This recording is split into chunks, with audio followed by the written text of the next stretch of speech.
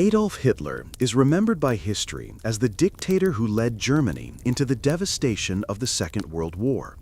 His public life was built upon an image of power, authority, and unwavering commitment to politics. Yet behind the stage of history, in the quiet corners of his private world, there existed another story. It was a story he rarely allowed to show, a story of affection and attachment, of secrecy and tragedy.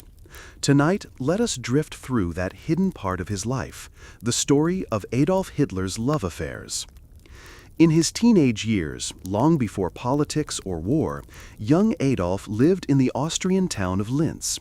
It was between the years 1905 and 1909 that he developed his first silent infatuation. The girl's name was Stephanie Isak. Hitler never spoke to her, never exchanged a single word. Instead, he admired her from afar. He followed her quietly when she walked through town, he imagined conversations that never happened, and he dreamed of a connection that only existed in his mind. To Stephanie, Adolf was just another young man on the street. She never knew of the thoughts he carried about her. It was not a real romance, but rather an early glimpse into the difficulties he would face in forming genuine emotional ties. This infatuation faded with time, but it marked the beginning of his complex and hidden world of relationships. 2 decades later, by the mid-1920s, Hitler's life had changed completely. He was no longer a struggling youth, but a rising political figure in Munich, attracting followers and building a movement. It was during this period, in 1925, that he grew close to his half-niece, Gysi Raubal. Gysi was young, bright, and full of life. She moved into Hitler's residences, first at Obersalzberg and later at his apartment in Munich. Their relationship quickly became intense. Hitler was deeply possessive of her, restricting her movements, controlling who she met, and demanding her constant presence. By 1929, their attachment was widely known within his inner circle. Some described it as romantic, others as suffocating, but all agreed that Gysi was central to Hitler's personal world during those years. For Gysi, however, the relationship grew increasingly difficult. She longed for independence, for freedom beyond Hitler's strict control. By 1931, tensions between them were high, and in September of that year, tragedy struck. Gysi Raubal was found dead in Hitler's Munich apartment. A pistol lay beside her, and her death was officially declared a suicide. Hitler was devastated. He withdrew from public life for days, overwhelmed with grief. Some of those closest to him later said that he never truly recovered from the loss. For years afterward, he kept her memory alive, leaving her room untouched and carrying her photograph with him. To Hitler, Gysi was perhaps the deepest personal attachment of his life, and her death left a wound that remained with him until his own end. In the shadow of this tragedy, another relationship began to take shape. In 1932, Hitler met a young woman named Eva Braun. She was working as an assistant in the photography studio of Heinrich Hoffmann, Hitler's personal photographer. Eva was 17 years younger than Hitler, cheerful, light-hearted, and far removed from the world of politics. Unlike Gysi, she was never placed at the center of his life. Instead, she remained in the background, carefully hidden from the public eye. Hitler wished the German people to see him as a man married only to his political mission, and so Eva's existence was never officially acknowledged. Throughout the 1930s, Eva moved quietly between her family home in Munich and Hitler's private residences, most notably the Berghof in Obersalzberg. She filled her time with photography, keeping albums of life at the mountain retreat, albums that still exist today and provide rare glimpses into Hitler's personal world. She loved animals, fashion, and films, and those who knew her said she brought a sense of ease and lightness into Hitler's otherwise stern life. Their bond, while often distant, endured through the years. As the Second World War began in 1939, their relationship remained strong, though always kept in secrecy. Eva was not involved in political discussions or military decisions. Her world was centered around personal companionship. Despite the challenges of secrecy and long absences, she remained loyal to Hitler for more than a decade. Even in the darkest days, she chose to stay with him. By April of 1945, the world around them was collapsing. The Soviet army was closing in on Berlin, and defeat was inevitable. While many around Hitler chose to flee, Eva made a different decision. She entered the underground bunker in Berlin, determined to remain with him until the very end. In the early hours of April 29, 1945, as the city above burned, Adolf Hitler and Eva Braun were married in a small civil ceremony.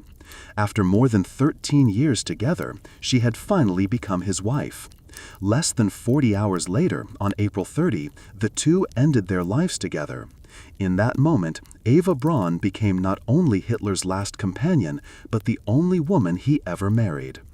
There were other names whispered in the background of his life. Winifred Wagner, a family friend closely tied to the legacy of the composer Richard Wagner, was rumored to have admired him deeply. Unity Mitford, a British socialite infatuated with Hitler, moved to Germany in the mid-1930s to be close to him. Yet none of these relationships were lasting, none as deeply tied to his fate as those with Gysi Raubal and Eva Braun. Across the years, from 1905 to 1945, Hitler's private life unfolded quietly behind the heavy curtain of his public role. From the silent infatuation with Stephanie Isak, to the tragic bond with Gysi Raubal, and finally to the long, hidden companionship of Eva Braun, his affairs of the heart were marked by secrecy, possessiveness, and ultimately by sorrow. For the world, Hitler projected an image of a leader devoted entirely to Germany, a man who belonged only to his nation. But behind closed doors, he carried a private story, one shaped by longing, control, loss, and loyalty. It was a story rarely spoken of, yet deeply human. A story that reveals that even within the darkest figures of history, there exist fragile threads of affection and tragedy. And so, in the quiet spaces of history, we see that Adolf Hitler, remembered for war and destruction, also lived a life of secret attachments. His heart, like his public image, was marked not by joy, but by shadows. From the innocent dreams of youth, to the sorrow of Munich, and finally to the last vow in a bunker beneath Berlin, his love affairs were always hidden, always complex, and ultimately bound to his destiny. The year is 878 AD. England is not yet one nation, but a patchwork of fragile kingdoms: Wessex, Mercia, East Anglia, and Northumbria. 4 uneasy brothers in a troubled family, each vulnerable to the same enemy. For nearly a century, that enemy has come from across the northern seas: the Norsemen, the Danes, the heathen army that the world will one day call the Vikings. In 865, the nightmare began. A vast Viking coalition larger than any before landed on English shores. It became known as the Great Heathen Army. Led by ruthless warlords such as Halfdan Ragnarsson, Ivar the Boneless, and later Guthrum, they swept across the land like a storm of fire. Monasteries were looted, villages burned, and Saxon warriors cut down in their hundreds. One by one, the Saxon kingdoms fell. Northumbria was gone.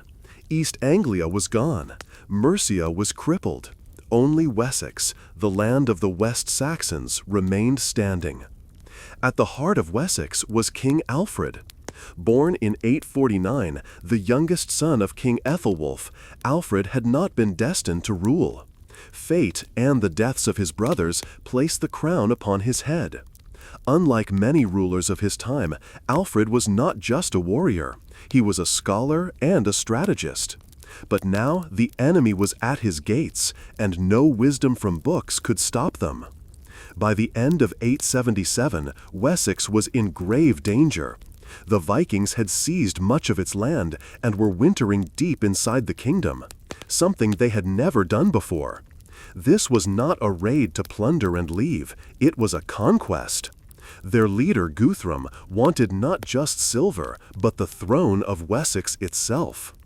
Then came the moment that changed everything. January 878. 12th night, the feast after Christmas. Alfred's royal court was gathered in Chippenham, celebrating the season. The Saxons believed the Vikings were far away. They were wrong.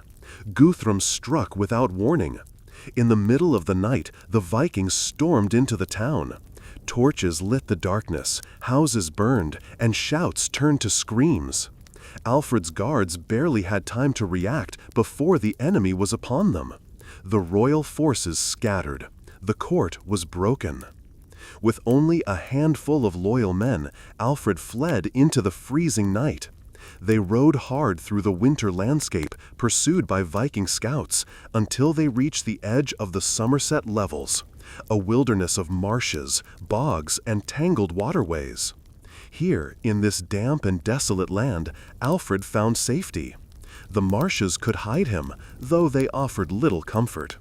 For the people of Wessex, the king seemed to vanish. Rumors spread. Some claimed he had been killed.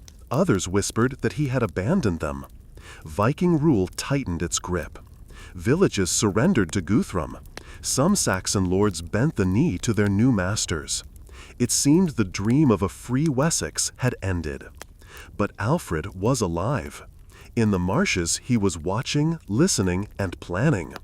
He understood the enemy's greatest advantage: mobility. Viking longships could sail rivers deep into the land, striking without warning. Armies were too slow to stop them. Alfred knew that to survive, he needed time, and time could only be bought by disappearing from their sight. In this age, a king's power depended on his presence. To vanish was to risk losing all authority. But Alfred saw invisibility as a weapon. If the Vikings believed him broken, they would grow careless. He could wait until the right moment to strike. The life he now lived was far from royal. His shelter was a crude hut in the marshes. His food was whatever could be hunted or fished. His only companions were a small band of loyal men. But in this exile, Alfred learned patience. He studied the Viking movements, learned their patterns, and thought about how to fight them on his own terms. The winter of 878 was one of England's darkest hours. Under Viking rule, the Saxon people lived in fear. The sound of oars in the night meant death could be moments away. Churches stood silent, stripped of their bells and treasures. In every hall, men whispered that the age of the Saxons was over. Yet, in the heart of the marshes, Alfred's spirit did not break. The Vikings believed the war was over, but for Alfred it had only changed shape. He was not gathering an army yet. That would come later. But he was gathering something just as important: resolve. He was preparing for the day when he would step out of hiding and reclaim his kingdom. This was survival in its truest form. Not a single battle, but the endurance of will. A king without a throne. A man without an army. And yet, in the mud and mist, Alfred was becoming something greater than before. He was turning from a hunted fugitive into the leader who would one day defeat the greatest threat his people had ever faced. From this swamp, Alfred would rise, and with him, the hope of England itself. The marshes of Somerset were no place for a king. Cold, wet, and shrouded in mist, they were a maze of reeds and bogs where even the locals sometimes lost their way. But here, among the pools and waterways, Alfred found his refuge. It was a strange new life for a man who had once ruled from a warm, bustling hall. Now his shelter was a crude hut. His meals were whatever fish could be caught or game could be trapped. The nights were long, the cold seeped into the bones, and the air was thick with the smell of damp earth. But in this bleak landscape, Alfred had something he had not enjoyed for weeks: safety. The Vikings could not easily reach him here, and their scouts feared the treacherous marsh paths. Alfred was not entirely alone. A small group of loyal warriors stayed with him, men who had refused to abandon their king. They acted as messengers, slipping out under cover of darkness to gather news and send word to trusted allies. Slowly, messages reached Saxon lords and the scattered survivors of his army. The king is alive. It was during this time that one of the most famous legends of Alfred was born. According to the story, he once took shelter in the home of a poor peasant woman who did not recognize him. She asked him to watch her loaves of bread baking over the fire while she worked elsewhere. But Alfred, lost in thought about his kingdom and the war, let the bread burn.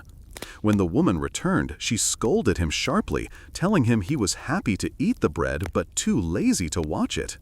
Alfred, rather than revealing who he was, accepted the rebuke with humility. Whether the story is entirely true or not, it captures something real about Alfred in this period: his patience, his humility, and his willingness to endure small humiliations for the sake of a greater goal.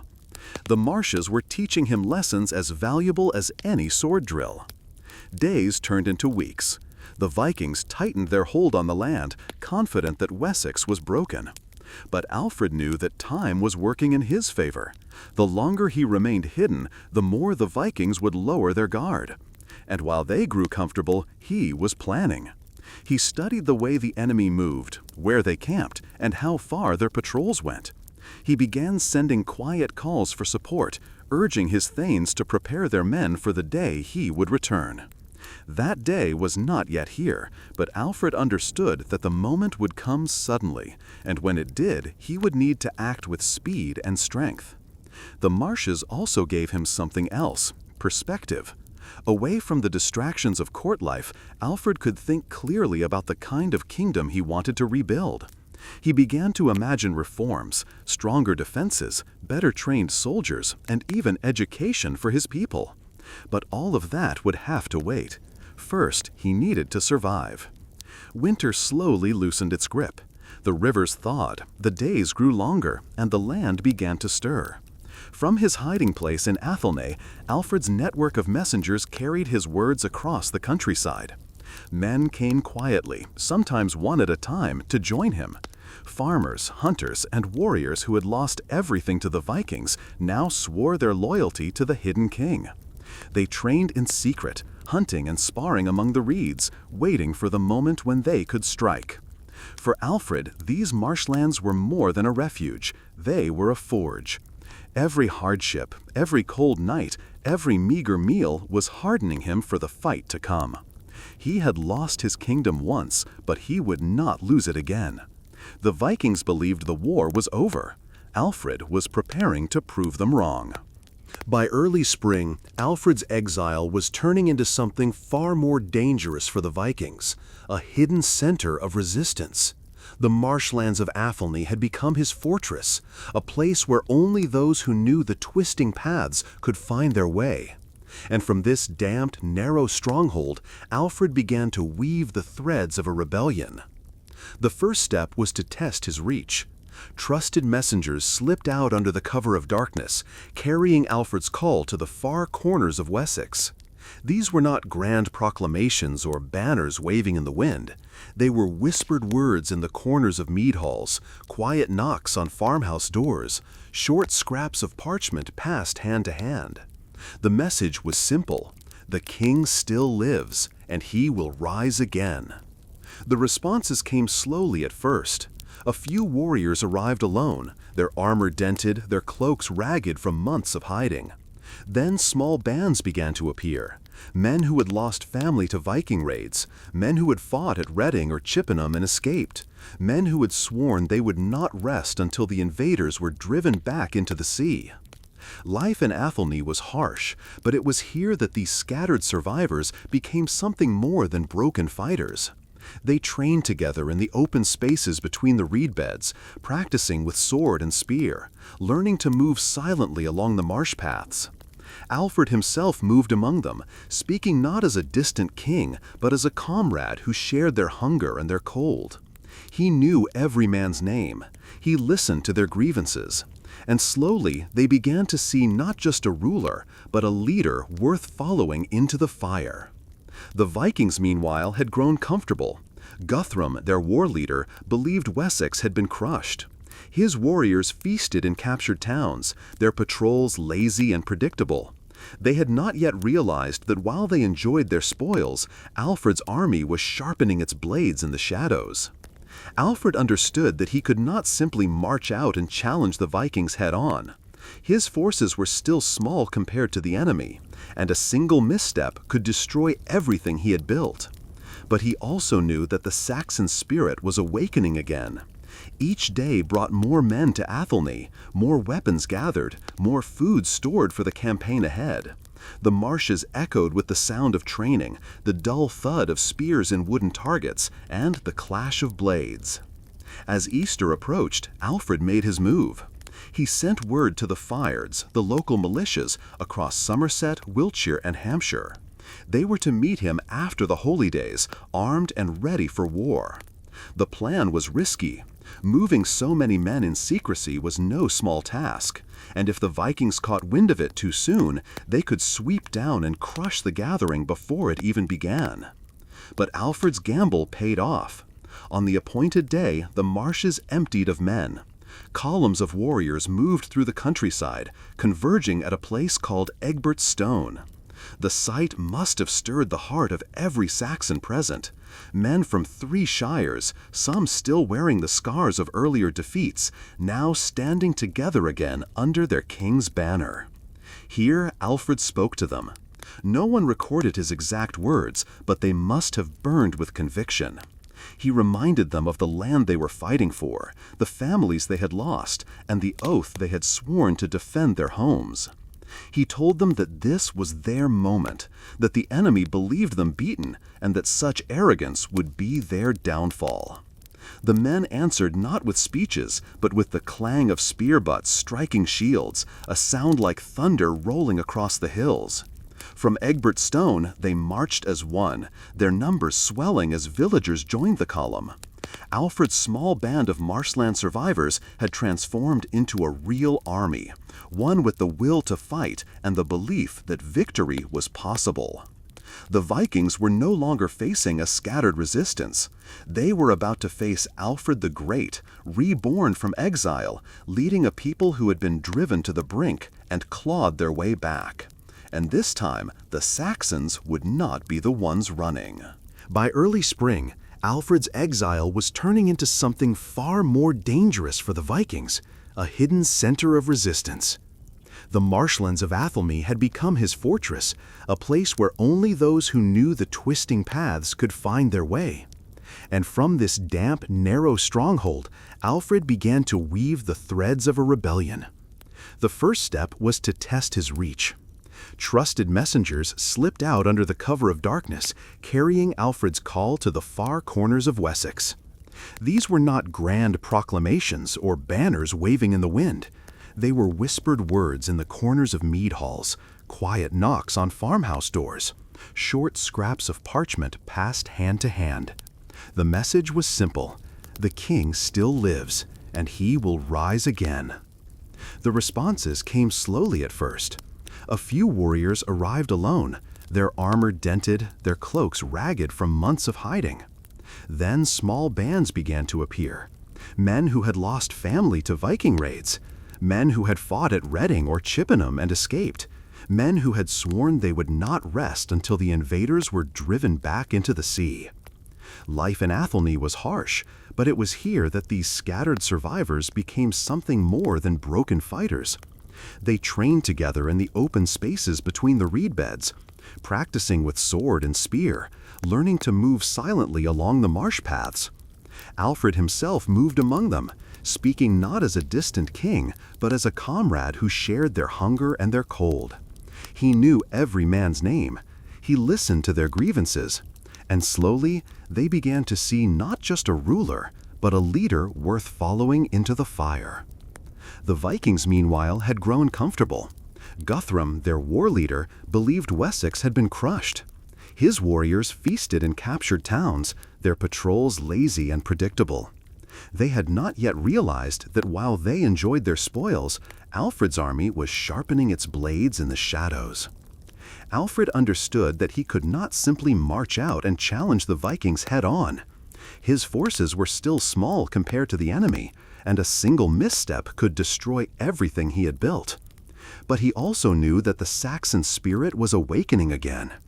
Each day brought more men to Athelney, more weapons gathered, more food stored for the campaign ahead. The marshes echoed with the sound of training, the dull thud of spears and wooden targets, and the clash of blades. As Easter approached, Alfred made his move. He sent word to the Fyrds, the local militias, across Somerset, Wiltshire, and Hampshire. They were to meet him after the holy days, armed and ready for war. The plan was risky. Moving so many men in secrecy was no small task, and if the Vikings caught wind of it too soon, they could sweep down and crush the gathering before it even began. But Alfred's gamble paid off. On the appointed day, the marshes emptied of men. Columns of warriors moved through the countryside, converging at a place called Egbertstone. The sight must have stirred the heart of every Saxon present. Men from 3 shires, some still wearing the scars of earlier defeats, now standing together again under their king's banner. Here, Alfred spoke to them. No one recorded his exact words, but they must have burned with conviction. He reminded them of the land they were fighting for, the families they had lost, and the oath they had sworn to defend their homes. He told them that this was their moment, that the enemy believed them beaten, and that such arrogance would be their downfall. The men answered not with speeches, but with the clang of spear butts striking shields, a sound like thunder rolling across the hills. From Egbertstone they marched as one, their numbers swelling as villagers joined the column. Alfred's small band of marshland survivors had transformed into a real army, one with the will to fight and the belief that victory was possible. The Vikings were no longer facing a scattered resistance. They were about to face Alfred the Great, reborn from exile, leading a people who had been driven to the brink and clawed their way back. And this time, the Saxons would not be the ones running. The battlefield at Edington was quiet now. The clash of steel had faded, the war cries had died, and only the wind moved across the grass. Alfred stood among his men, the weight of victory heavy on his shoulders. They had done it. Against all odds, against the shadow of defeat that had haunted them for months, they had stood their ground and won. But Alfred knew this victory was more than a single battle. If Wessex was to survive, if his people were to live without fear, this moment had to be the beginning of peace, not just another pause before the next wave of bloodshed. The Danes were trapped in their fortress, surrounded and starving. Days turned into nights, and the men inside grew weaker. Guthrum, the fearsome Viking leader who had once driven Alfred into the marshes, now faced the truth. His army was broken, his supplies gone, his hope fading. At last, messengers emerged from the fortress, hands raised in surrender. They came to Alfred with an offer. Guthrum would yield. But Alfred, ever cautious, demanded more than just a promise to leave. He wanted a peace that would last.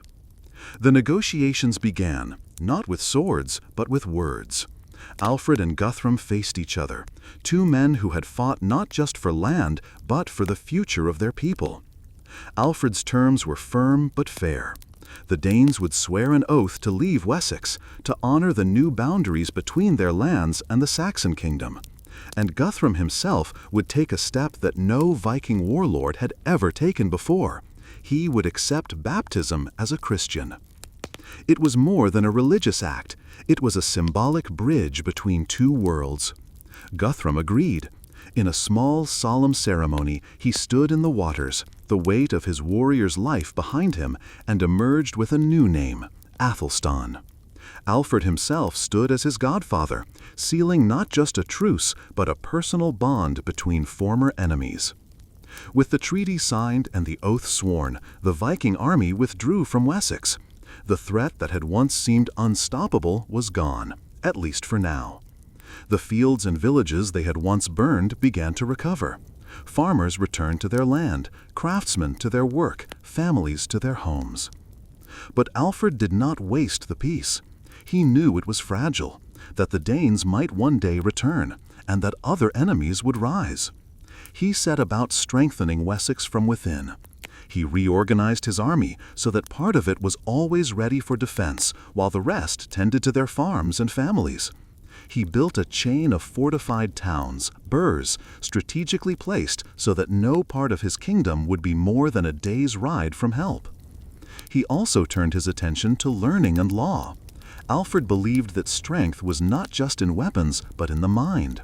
He gathered scholars, translated important books into English so his people could read them, and set down laws that balanced justice with mercy. In his vision, Wessex was not just a place to survive, it was a place to thrive. The man who had once hidden in a swamp, cooking stolen bread on a stranger's fire, was now a king who shaped the destiny of his land. The marshes of Athelney had been a prison once, but they had also been a crucible, burning away fear, doubt, and weakness, leaving only the steel of resolve. And though Alfred could never know it for certain, the foundations he laid would one day grow into something greater than even Wessex, the United Kingdom of England. His victory at Edington was not just the survival of a man or a king, it was the survival of a nation's hope. Years later, when people spoke of Alfred, they did not just remember the battles he fought. They remembered the way he fought them, with patience when others would have rushed, with strategy when others would have gambled, with mercy when others would have destroyed. He was called Alfred the Great, not because he never fell, but because when he did, he found the strength to rise again. And in the story of his survival, from the marshes to the battlefield, from exile to triumph, lies a truth as old as history itself. Sometimes the hardest road leads to the greatest victory. November 4, 1914. Britain's ship Endurance was advancing toward Antarctica, the world's most dangerous and mysterious continent, crossing some stormy seas. This ship carried a crew of 28 people, commanded by explorer Sir Ernest Shackleton, who wanted to achieve something never done before in history: to cross the entire Antarctic continent on foot. Before we proceed, if you want to enjoy this journey more, imagine that you are also one of the crew members and suffer from all the hardships of that survival journey and feeling minus 50 degrees cold. Before you enter that survival journey, please tell your location and then like, comment, and subscribe for more videos of that kind. Now you're entering in an era with no smartphones, no GPS, no modern technology. Instead of lack of all these technologies, the crew is still intended to cross this icy continent completely on foot, in minus 50 degrees cold amidst blizzards, from top to bottom. Their plan was to reach the Antarctic coast via the Weddell Sea by ship. Look at the map. Exactly here, they would land, then trek on foot to the South Pole, cross it, and continue walking to reach the Ross Sea. A total trek of about 2,900 kilometers. If everything went according to plan, it would take roughly 120 days. But how disastrously this plan would fail, and what they would endure next, neither they could imagine at the time, nor can you, friends. November 5, 1914. The Endurance ship arrives at a whaling station on South Georgia Island. This was the last human settlement in their path. If you look at it on the map, this group of islands is located near the tip of South America. Below it lies the protruding part of Antarctica, called the Antarctic Peninsula, alongside the Weddell Sea, a sea surrounded on three sides by Antarctic land. Because of this, sea ice couldn't escape easily, forming a dense, permanent layer of ice. That day the weather was terrible, and conditions in the Weddell Sea were equally bad. People there advised Shackleton, delay this mission, otherwise going there in these conditions will be extremely risky. But Shackleton remained stubborn. He said, no matter what, we will proceed. December 5, 1914. The Endurance pushed forward, but soon the feared happened. The ice in the Weddell Sea turned out to be far heavier and denser than expected. Yet Shackleton continued. January 18, 1915. After sailing along the ice edge for some time, the ship became completely trapped in ice. A few days later, some crew members spotted a 15-foot crack in the ice 50 yards from the ship. This small crack was their last hope of escape. For 3 hours, they tried to free the ship by running the engine at full speed with maximum power, but the ship didn't move an inch. Crew members came out and tried to chip the ice with axes and chisels, but failed. Slowly, the ice floe trapping the ship began drifting farther from land. The point on Antarctica where the crew was supposed to land was called Vaca Bay, but the trapped ship had now drifted 60 miles away. The problem was that open water still lay between this ice floe and Vaca Bay. The crew couldn't walk there from the ship. Meanwhile, the ship couldn't move because it was icebound. Weeks and months passed in attempts to free the ship. Antarctic winter was approaching, meaning 24 hours of darkness. Not a minute of sunlight for weeks or months. Shackleton ordered everyone to spend winter aboard the ship. But winter meant increasing cold, snowfall, and blizzards. Gradually, ice pressure began mounting on the ship. Photographer Frank Hurley was aboard, equipped with a camera. He took some photos at the time, which you can see on screen. They clearly show how nearby ice was crushing the ship. September 30, 1915. Clear cracks appeared on the ship's sides. But the crew still held hope. October 24, 1915. At 6:45 p.m., ice suddenly fractured violently under intense pressure, and a chunk crashed onto the ship. A massive ice block shattered the Endurance's stern post, flooding the ship. All crew members sprang into action, trying to pump out water. They pumped non-stop for 3 days. But water entered faster than they could empty it. Temperature, minus 8.5 degrees Celsius. Yet no fear or panic showed on the crew's faces. Some ventured out to cut away ice blocks pressing the ship, but it barely helped.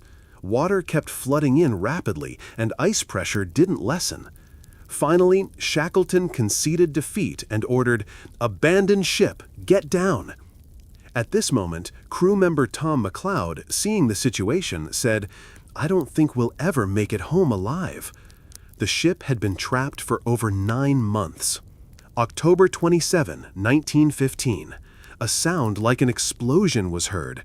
Shackleton turned back and saw a shocking sight.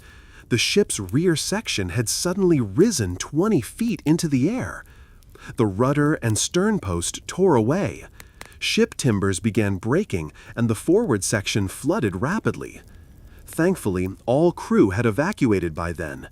Soon, the water froze, causing the entire front section to sink slowly. As the ship sank, Shackleton's dream of crossing Antarctica on foot shattered. But now the question was graver. Could they even return alive? The crew had no radio, no telephone, no way to contact the outside world. They were stranded on an ice floe in the Antarctic Ocean, a floe drifting with the currents. On this floe was a large ice hummock where the crew set up camp. First, they took stock. What supplies remained? How much food and water? The answer? They had 3 small lifeboats, a sledge for moving on ice, some personal items, and about 1 month's rations. Just 1 month of food. Sleeping space was scarce. Many had to sleep directly on the ice. Most huddled together for warmth to avoid freezing. The chance of a passing ship finding them was nearly impossible. They were in the Antarctic Ocean. No ships came here. It had been over a year since they'd seen other humans. The outside world didn't even know if they were alive. No way to send messages, no hope of rescue. Shackleton had only one thing: trust in his own skills and experience. But how long could this trust keep him and his crew alive? What would they do when food ran low? Camping on ice wasn't a safe solution. It could fracture any time. They needed solid land. Shackleton calculated and estimated. The closest land was Paulet Island, across the icy sea about 550 kilometers away, an island at Antarctica's tip. Ironically, in 1903, after a Swedish ship got trapped, rescue gear had been left on Paulet Island for future stranded explorers. And Shackleton himself had funded that gear. Now, 12 years later, he was relying on it. He decided with the crew they would attempt to reach Paulet Island. All supplies would be hauled on sledges over the ice. Shackleton ordered, each man could carry only 2 pounds of essential items. Many had brought personal items when abandoning ship, but Shackleton said, "Nothing is more valuable than your life." He even left his own gold coins and Bible behind in the ice. Ship photographer Frank Hurley had about 400 photos and negatives. Due to the 2-pound limit, he could bring only 150 negatives. These 100 photos would later become proof of this historic event for the world. Within weeks, due to food shortages, the crew's puppies had to be killed. There was no other option. After days of preparation, all supplies were loaded onto boats and sledges. Each boat weighed nearly a ton and was hard to pull. Luck wasn't on their side. Summer had returned to Antarctica by then. Rising temperatures softened the ice surface, making hauling even harder. After 3 hours of labor, when the crew looked back, they'd covered only 1 mile. The path ahead worsened. Shackleton decided to camp there until the drifting ice floe moved closer to land. They named this ice floe Ocean Camp. Shackleton gave every crew member tasks to prevent boredom and depression. November 21, 1915. Pressure mounted on Endurance's rear section, causing it to suddenly lurch upward. It hung in the air briefly before slowly sinking completely beneath the ice. The crew had only moved a few kilometers away and witnessed this event. Though they'd abandoned it, watching the ship sink this way cast deep emotional gloom, like their last link to the world was gone. Now, only this ice floe and their ocean camp remained. Things were manageable for a few days, but weeks later, the ice floe suddenly drifted east, away from land. So on December 25, 1915, Shackleton decided, abandon ocean camp and attempt to march on foot again. But after just a few kilometers, they hit thin ice and open water. They could neither advance nor retreat. They set up camp on a new ice floe. To manage food scarcity, Shackleton imposed strict controls. Crew got 1 biscuit daily, diluted milk, cocoa, and a small amount of high-fat meat paste from cans. They also hunted seals and penguins for food. Food was still scarce, but Shackleton often lied about quantities to keep morale high. Don't worry, enough food to stay alive. He knew surviving this situation could take very long. What they needed most was mental strength. For months, their camp on this new floe continued. Thankfully, the ice drifted in the right direction. Days turned to weeks, weeks to months. A new year began. On the morning of March 23, 1916, Shackleton spotted something through the fog. As fog cleared, mountains appeared. He recognized Joinville Island. But this wasn't good news. Joinville Island was at the peninsula's northern tip, meaning they drifted so far that Paulet Island was behind them. Joinville was just 57 miles from Paulet, but at a 90-degree angle west, with impassable ice between. Shackleton studied his map. Northward, he saw only 2 islands left if they drifted further, Clarence Island and Elephant Island. Beyond that, thousands of kilometers of open ocean, with waves so high survival chances were near zero. The sea between South America's southern tip and Antarctica's northern tip is called the Drake Passage, the world's most dangerous sea. Waves here reach 12 meters high. Over 20,000 sailors have died here, and at least 800 ships have sunk in history. Even today, in 2025, crossing it by ship shows terrifying scenes. It shakes even the largest cruise ships. Shackleton knew if his crew drifted into the Drake Passage, death was certain. Meanwhile, food shortages grew dire. Even slightly less rotten meat reserved for dogs was fed to humans. For drinking water, each placed a small can of snow against their body, melting it with body heat. But one can yielded only a spoonful of water at a time. An interesting fact, though the crew totaled 28, officially it was 27. In August 1914, as the ship left Britain, a 28th man, Blackborough, had stowed away. Shackleton had earlier refused him. "You can't join." but he sneaked aboard secretly. When discovered, Shackleton told him bluntly, "If we face starvation, you'll be the first eaten." April 7, 1916. Drifting on the ice floe, the crew finally sighted Clarence Island, about 83 kilometers north. New hope surged until winds suddenly shifted east. Eastward lay no land. Within hours, Shackleton and his crew's hopes shattered. Their ice floe was breaking apart, now just 50 meters long. Staying longer was dangerous. Shackleton decided all crew would board the 3 lifeboats and row toward Clarence Island. This water wasn't just water, it was filled with ice chunks and bergs. Soon, they found a sturdier ice floe and set up camp. But as they did, a crack split it.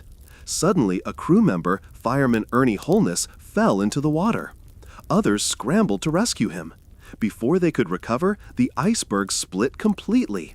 Shackleton was stranded alone on one side, the rest drifted away in darkness on the other. No one knew what to do. Their leader, their commander, was gone. Then Shackleton's voice pierced the darkness. Crew members rowed back and rescued him. Back on the main floe, Shackleton first asked about Holness, who was shivering violently. Hypothermia risk was high. No fire could be lit. Without action, he'd freeze to death. Shackleton used his skills again. He ordered Holness to keep walking non-stop until his body heat dried his clothes. The poor man walked all night. Slowly, his clothes dried, and the cold lessened. Meanwhile, winds kept changing direction. 4 times they changed targets. First Clarence Island, then King George Island, then Hope Bay, finally deciding on Elephant Island, the last island before the Drake Passage, 160 kilometers northwest. As they drifted north, temperatures rose slightly to -8 degrees Celsius. Ice diminished, meaning fresh water ran out. Lips cracked from thirst. Throats were too dry to swallow food. They ate raw seal meat, swallowing it with blood. Their ice floe drifted closer to Elephant Island, now just 50 kilometers away. Shackleton ordered, "Launch the boats for the final journey." April 15, 1916. The crew couldn't believe their luck. All 3 boats landed safely on the island. After 497 days, they finally stood on solid ground. Having been through hell, this desolate lump of rock seemed like heaven. They couldn't believe their feet were on solid land, not ice. Joy was immense, but their troubles weren't over. Crew member Blackborough's legs had failed. Another, Rickinson, suffered a heart attack but survived. The biggest problem, Elephant Island was utterly desolate. No inhabitants, no rescue supplies, no way to contact anyone. Its location was so remote, no ships passed nearby. The question remained how to get home. Shackleton saw 3 options on the map. 1. Cape Horn, South America's southern tip, 800 kilometers northwest. 2. Falkland Islands, 880 kilometers east of South America. 3. South Georgia Island, 1,300 kilometers north for help. Options 1 and 2 were closer, but meant crossing the Drake Passage. Shackleton chose option 3. He believed winds and seas would favor a journey to South Georgia. After 36 hours non-stop climbing, on May 20, 1916, Shackleton, Worsley, and Crean successfully crossed the Allardyce Range and reached Stromness. This was the first time in history anyone had crossed South Georgia on foot. The impossibility is clear. After Shackleton, this feat wasn't repeated until 1955 by expert climbers with full gear. Shackleton had only courage, willpower, and stubbornness. When they reached the station, they were unrecognizable. Long beards, faces blackened except for eyes, clothes in tatters. The factory manager recognized Shackleton, the man who'd vanished in Antarctica with his crew 2 years earlier. Everyone at the station knew their story as a tragic tale, the man who died with his ship. They couldn't believe he stood before them alive. The manager gave them food, fresh clothes, and beds. They bathed and shaved. The next day, Worsley took a boat to King Haakon Bay and rescued the other 3 crewmen waiting there. But Shackleton's real worry, his 22 crewmen stranded on Elephant Island. Over a month had passed since he'd seen them. Were they still alive? In such a situation, could you stay motivated to survive? Especially not knowing if your captain even survived the Drake Passage. Would rescue ever come? Honestly, comment below, how long could you survive? Shackleton tried urgently to rescue them, but upon arriving by ship, it got icebound. A second attempt failed. A third failed too. 3 attempts in 3 months, all turned back. As time passed, Shackleton grew anxious. He requested an icebreaker from the British government. They offered the Discovery, but it would take weeks. Shackleton couldn't wait. He didn't know how long the crew could hold on. He requested another ship from Chile, the Yelcho. On August 25, 1916, he sailed for Elephant Island again. After 6 days, on August 30, they arrived successfully. What they saw stunned them. Shackleton had appointed Frank Wild as leader in his absence, knowing they'd need leadership to avoid despair and infighting. After Shackleton left, under Wild's orders, they'd turned 2 boats upside down to build a shelter. For 128 days, they lived there, surviving by hunting penguins and seals. Amid cold, hunger, and hopelessness, Frank Wild repeated every morning, "Pack your bags, friends, the boss may come today." Boss meant Shackleton. But the boss didn't come. Days became weeks, weeks became months. Every morning, Wild climbed a hill, scanning for ships, returning empty-handed each evening. After 4 months, morale faded. Crew member Blackborough's foot became badly infected. Gangrene set in. They had to amputate it. With each passing day, they believed Shackleton had never reached South Georgia. His boat must have sunk. 4 months and 6 days after Shackleton left, Frank Wild decided to move on. He ordered everyone to pack, not waiting any longer. They prepared to sail to Deception Island in their lifeboats. But as they readied to leave Elephant Island, they spotted a sight on the horizon, a ship approaching. It was the Yelcho. As it neared, they saw him, their commander, their boss, Shackleton. He's here. The boss had finally come to save them. Shackleton was stunned. All 22 were alive. None had given up. After nearly 2 years battling ice, sea, and mountains, Shackleton and his crew returned home. When they landed them, finally, we left the sea behind. It was truly a miracle. Shackleton had left with 27 men and returned with all 27 alive.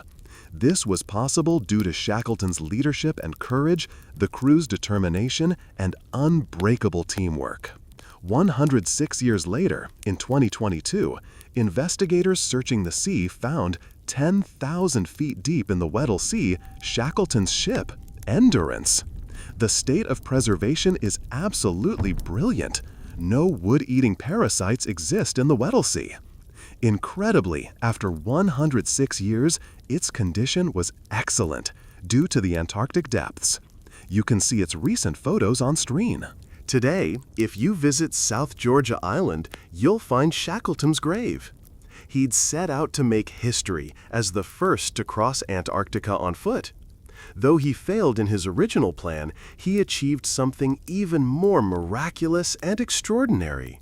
Deep in the heart of the Maya jungle, she waited, wrapped in red, masked in jade, and forgotten by history for over 1,000 years.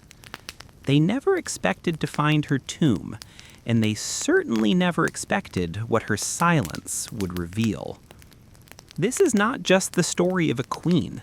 This is the rebirth of a mystery, one that challenges everything we thought we knew about power, women, and ancient legacy. Before we begin, I want to know something about you. What time is it right now where you are, and where in the world are you watching this from? Let me know in the comments. I read every single one. And if this story pulls you in, if it stirs your curiosity, go ahead and hit like and subscribe to the channel. Not for the algorithm, but because your support keeps these lost legends In the humid depths of the Chiapas jungle in southern Mexico, the ruins of Palenque whisper stories from the ancient Maya world. Towering temples rise above the canopy, their limestone faces eroded by time, but still brimming with secrets. And in 1994, one of those secrets revealed itself. A team of Mexican archaeologists led by Fanny Lopez Jimenez was surveying Temple 3, a relatively modest pyramid next to the more famous Temple of the Inscriptions, the burial site of the mighty King Pakal the Great. Temple 3 wasn't expected to hold much until they noticed something odd, a sealed, hidden chamber beneath the structure. No looters had touched it. It was pristine. When the archaeologists broke through and lowered themselves inside, they found a stone sarcophagus resting in silence. The air was heavy with the weight of centuries. As they opened the lid, red dust rose like smoke, brilliant, shocking red. The interior was covered in powdered cinnabar, a toxic mercury sulfide used ceremonially by the Maya. And lying within that crimson cloud was the skeleton of a woman. She had been buried with care and reverence. Her bones were fragile but intact, her skull still wearing a jade mask, and her body surrounded by funerary offerings, necklaces, diadems, ear spools, all crafted from jade and shell. Everything about the burial screamed royalty, yet no name was inscribed. No glyphs identified her. It was one of the richest female burials ever found in Mesoamerica, and yet it was a total enigma. Why was she buried in red powder? Who was she? Was she a queen, a priestess, or perhaps even Pakal's wife? The researchers called her the Red Queen, and the name stuck. But even with modern forensics, they couldn't say for sure who she was, only that she had lived around the 7th century during the golden age of Palenque. Unlike most Maya tombs, hers had been hidden, untouched, and purposefully isolated. Her burial wasn't just ceremonial, it was spiritual. This woman wasn't meant to be remembered with words. She was meant to be remembered through ritual, through color, and through the mystery she left behind. The most haunting feature of the Red Queen's tomb wasn't her jade jewelry or the silence of the sealed chamber. It was the red dust. A thick layer of powdered cinnabar covered everything. The sarcophagus, the walls, her bones, even the offerings around her. It clung like blood to stone. To the Maya, this was no accident. Cinnabar, made from crushed mercury sulfide, was one of the most sacred and dangerous substances in the ancient world. Its vibrant red color wasn't just visually striking. It symbolized blood, rebirth, and the life force that connected the human and divine realms. Red was sacred. It was the color of sunrise, of sacrifice, of life emerging from death. It was spiritual. Covering the dead in cinnabar was a ritual meant to transform the body, preserving it not for eternity, but for transition. In Maya belief, death wasn't the end. It was a passage, a crossing into another cosmic layer. And so the Red Queen, whoever she was being prepared not just for burial, but for deification. But there's another layer to this. Cinnabar is toxic. Repeated exposure can lead to mercury poisoning, tremors, hallucinations, even death. The Maya likely didn't understand the chemistry, but they felt its potency. It was volatile, powerful, dangerous. To bathe the corpse in it was to declare this person was no ordinary mortal. In Palenque, very few were buried with cinnabar. Pakal the Great, the mighty king whose pyramid dominates the site, was one. His body, like hers, was also saturated in the red powder. That detail alone drew speculation. Was the Red Queen his wife, his mother, or someone of equal divine status? Her skull had been placed on a layer of jaguar skin, another sacred symbol. Around her, bone needles, obsidian blades, and miniature jade figurines hinted at rituals performed either during her life or in honor at death. Every part of her burial told a story without words, a story of power cloaked in secrecy, a woman prepared to cross into the underworld, not in silence, but in ceremony, drenched in the color of sacrifice. Surrounding the Red Queen's crimson-drenched remains was a world of silence, broken only by the gleam of jade, shell, and obsidian. These were not mere ornaments, they were offerings, each one carefully chosen to accompany her on the journey to the Maya afterlife, the Xibalba. At her sides were jade necklaces, heavy and cold, their polished surfaces still radiant after centuries underground. Jade was not just beautiful, it was sacred. The Maya considered it a symbol of eternal life.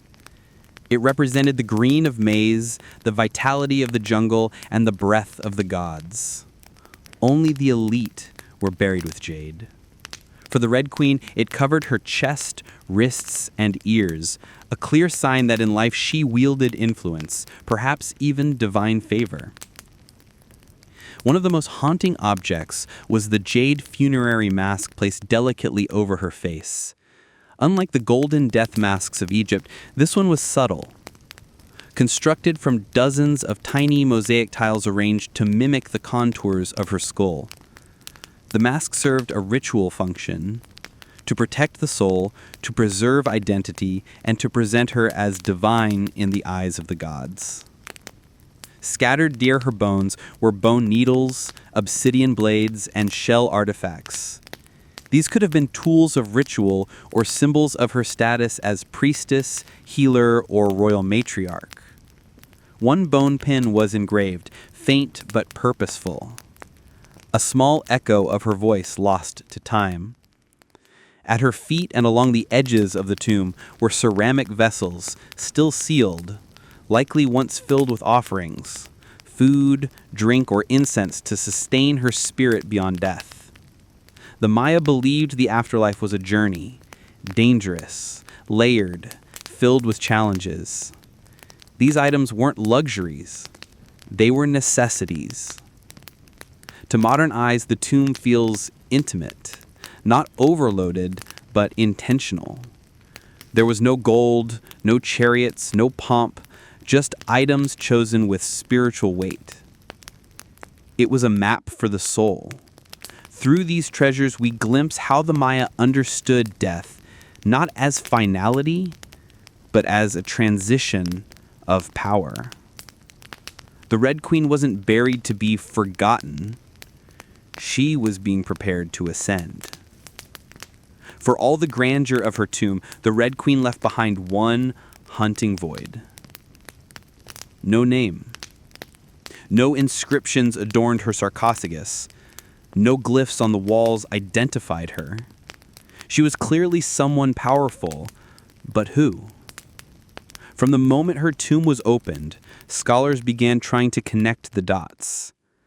The most compelling theory was that the Red Queen was Sakbu Ajau, the wife of Kinich Janab Pakal, known today as Pakal the Great, the most famous ruler of Palenque. Sakbu Ajau was more than just Pakal's consort.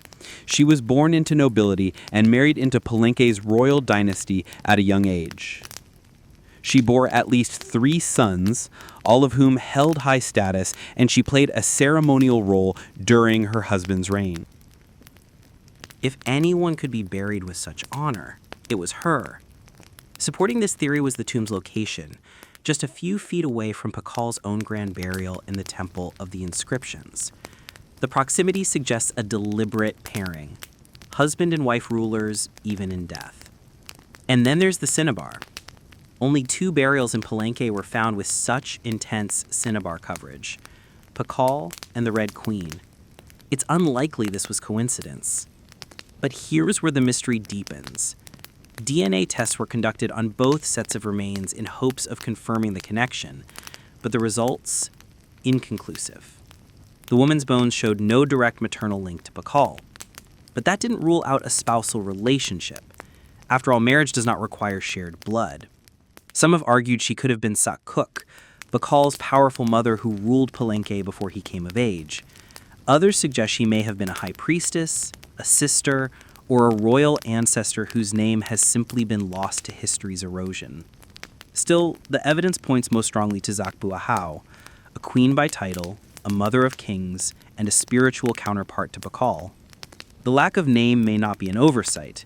It may have been intentional.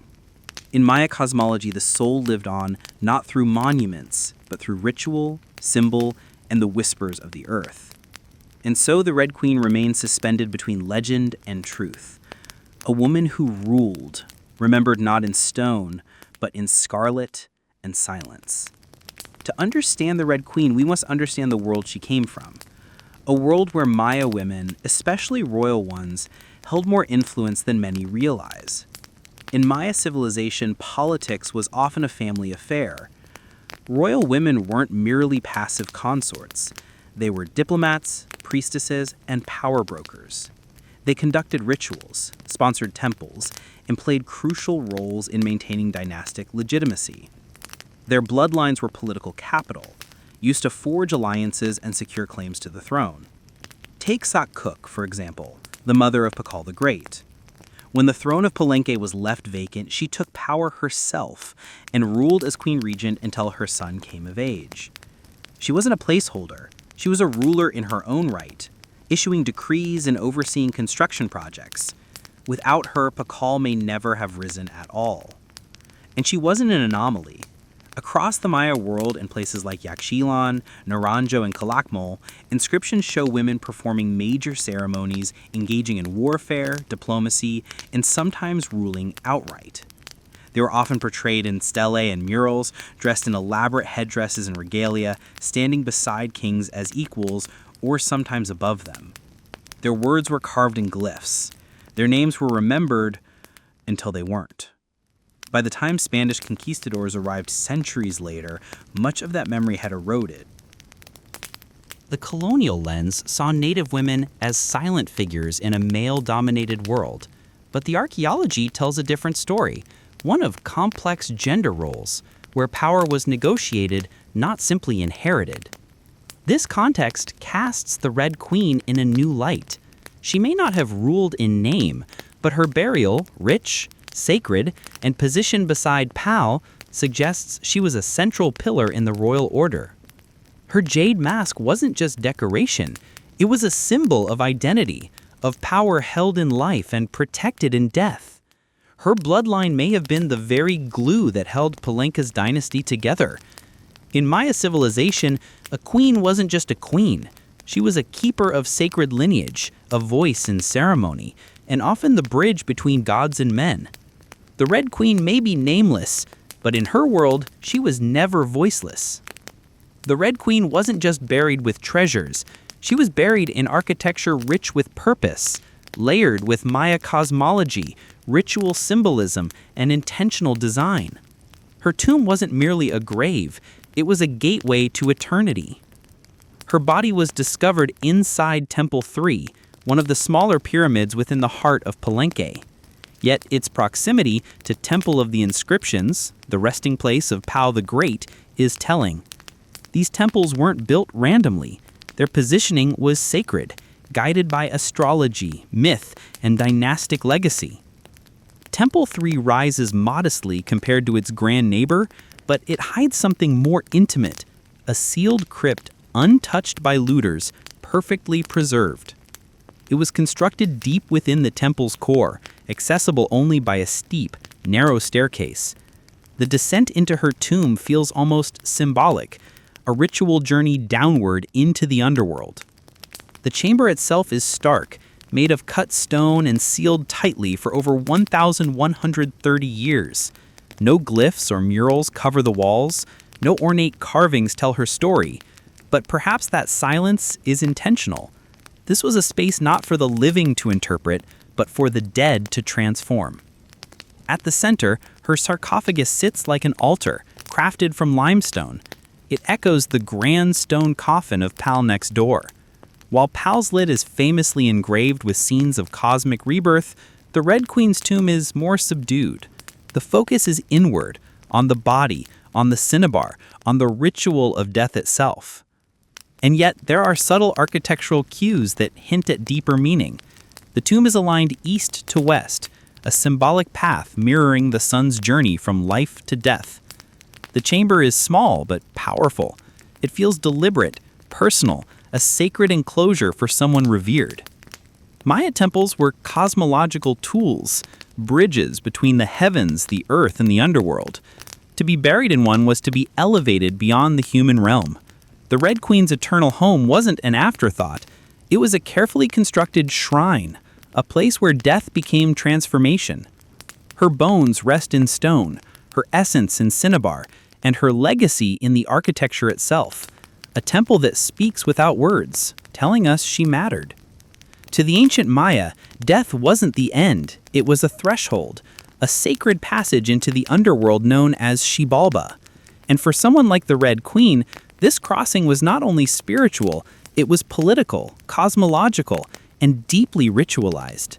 Burial rituals were carefully choreographed events, rooted in myth and meant to guide the soul through the treacherous layers of the underworld. Maya texts and iconography tell us that Xibalba was no peaceful afterlife. It was a maze of darkness, rivers of blood, trials, and gods of death. Only those properly buried, ritually prepared, and spiritually equipped could make the journey successfully. The Red Queen was buried wrapped in cinnabar, encased in stone, and surrounded by offerings, clear signs of an elite burial. But there's more. The presence of bone needles and obsidian blades in her tomb hints at auto-sacrifice rituals, possibly symbolic tools representing rites she had performed in life, or that were reenacted at her burial to empower her spirit. Her jade mask, carefully assembled from small green tiles, was not simply decorative. It may have served as a spiritual vessel, preserving her face and identity as she journeyed into the afterlife. In Maya belief, the face was a mirror of the soul, and the soul needed to be recognized by the gods. The ceramic vessels surrounding her may have once held chocolate, maize, water, or even pulque to nourish her in the next world. Other items, like stingray spines or shelled trumpets, could have represented spiritual tools, calls to the gods, or tokens of ritual communication. Burial wasn't just a goodbye, it was a transformation. The Maya believed in cycles, death as seed, burial as planting, and the afterlife as rebirth. Kings and queens were often seen as earthly incarnations of gods, and in death they returned to those divine origins. The Red Queen, covered in the color of blood, entombed in a pyramid, and honored with offerings, was being prepared for rebirth, not as a mortal, but as a being tied to the sacred order of the cosmos. Her burial wasn't the end of her story, it was the beginning of her legend. Just a few steps away from the Red Queen's final resting place lies one of the most iconic tombs in Mesoamerica, that of Kinichinab Pakal, known simply as Pakal the Great.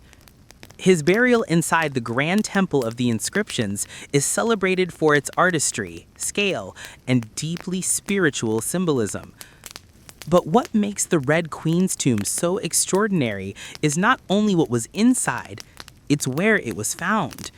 Her sarcophagus was hidden within Temple 3, directly adjacent to Pakal's monument. In a city like Palenque, where every temple was carefully positioned to reflect cosmic principles, this closeness was no coincidence. It was intentional, a statement etched in stone. Many scholars believe the Red Queen was Takpu Ajal, Pakal's queen and trusted consort. While her tomb lacks inscriptions, the similarities between their burials are striking. Both wrapped in cinnabar, both entombed in pyramids, both buried with jade, and both treated with extreme reverence. These rituals mirror each other, two halves of a sacred narrative. Pakal's lid famously depicts him falling into the underworld tree, a cosmic scene of death and rebirth. The Red Queen's simpler tomb contains no such iconography, but the symbolism lies in the pairing itself. If Pakal represented the sun, journeying through the underworld at night to rise again, then the Red Queen may have represented the moon, the feminine force that follows its own mysterious path in the sky. Together, they embodied a cosmic duality, masculine and feminine, king and queen, sun and moon, order and ritual. In Maya mythology, rulership was not singular, it was relational. Harmony in the cosmos required balance, and that balance extended into the dynastic court. By placing the Red Queen beside Pakal, the Maya were preserving not just a marriage, but a cosmic partnership. Their proximity in death may have mirrored their roles in life, a queen not behind, but beside her king, sharing not just a throne, but a legacy. In their tombs, they speak without words, two souls wrapped in cinnabar and stone, joined across eternity, one of history's most sacred silences. Though her name was lost to time, the Red Queen of Palenque endures, not as a forgotten relic, but as one of the most enigmatic and powerful women of the ancient world. Her tomb, sealed for over 1,300 years, now whispers across centuries, inviting questions that echo louder with every discovery. She represents a mystery that still resists full understanding. We may never know exactly who she was. No glyph carved her name. No stela told her story. And yet, the care in her burial, the richness of her offerings, the symbolism of her crimson-drenched bones, all speak of a woman profoundly important, not merely as a wife or consort, but as someone who held real influence, spiritual weight, and royal blood. Today, the Red Queen forces us to reevaluate assumptions. She's a reminder that in the ancient Maya world, women were not silent. They led rituals, governed cities, and shaped dynasties. While kings like Pakal have long taken the spotlight, the Red Queen's reemergence reminds us that power did not belong to men alone. It flowed through mothers, queens, priestesses, and visionaries. Her legacy is more than the treasures she left behind. It's the conversation she started among archaeologists, historians, artists, and storytellers. Every jade bead, every layer of cinnabar, every architectural choice in her temple tells us something deliberate. This woman mattered. And perhaps that's the most extraordinary part of her story. Not what we know, but what we still don't. The Red Queen teaches us that history isn't just a collection of facts. It's a living puzzle, a shared human longing to connect with the past. In that sense, her legacy is still unfolding. She lies wrapped in red, the color of life and sacrifice, of blood and rebirth. Her face, once hidden behind a jade mask, now stares back at us through science, art, and wonder. She remains nameless, but not voiceless, mysterious, but not forgotten. The Red Queen may have ruled a kingdom in life, but in death, she rules something greater, our imagination. Her tomb was sealed in stone. Her story was written in silence. And still, somehow, she speaks. Hey, history lovers! Ever wonder about a city carved directly into towering rose-red cliffs? A city so ancient, so mysterious, that it seems to whisper tales of a forgotten people? Get ready, because today we're unearthing the secrets of Petra, the Rose City, a place where every rock face has a story and every shadow holds a whisper of a lost civilization. From its hidden desert location to the incredible ingenuity of its creators, prepare to be absolutely mesmerized by the Nabateans and their breathtaking masterpiece. Stick around because you won't believe the engineering and artistry that went into creating wonders like the iconic treasury and the colossal monastery. This is more than just history, it's an adventure waiting to unfold.